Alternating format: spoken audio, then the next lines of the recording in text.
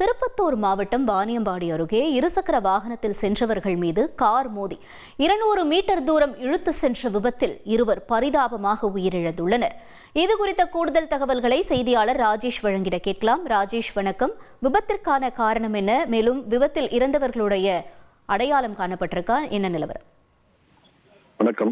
கண்டிப்பாக திருப்பத்தூர் மாவட்டம் வாணியம்பாடி அடுத்த திருமாஞ்சாலை பகுதியை சேர்ந்த பந்தல் அமைப்பாளர் சின்னத்தம்பி மற்றும் குன்னத்தூர் பகுதியை சேர்ந்த ராமு ஆகிய இருவரும் இன்று பந்தல் அமைப்பதற்காக நெக்குந்தி நோக்கி இருசக்கர வாகனத்தில் சென்று கொண்டிருந்த போது நெக்குந்தி பகுதியில் உள்ள சென்னை பெங்களூர் தேசிய நெடுஞ்சாலையில் மேம்பாலத்தின் மீது கார் இருசக்கர வாகனத்தின் மீது மோதியதில் இருசக்கர வாகனம் 200 மீட்டர் தூரம் இழுத்துச் சென்று தூக்கி வீசப்பட்ட இருவரும் சம்பவ இடத்திலேயே பரிதாபமாக உயிரிழந்தனர்.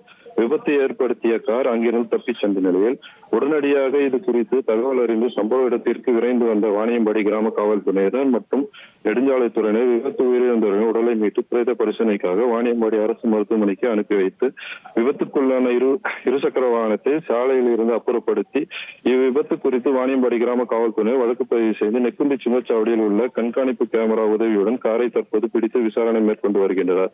மேலும் குன்னத்தூர் பகுதியை சேர்ந்த ராமு வெளிநாட்டில் பணிபுரிந்து வந்த நிலையில் கடந்த சில தினங்களுக்கு முன் ஊர் திரும்பிய தற்போது பந்தல் அமைப்பதற்காக இருசக்கர வாகனத்தில் சென்றபோது கார் மோதி ராமு மற்றும் சின்னத்தம்பி உயிரிழந்த சம்பவம் அப்பகுதியில் பெரும் சோகத்தையும் பரபரப்பையும் ஏற்படுத்தியுள்ளது.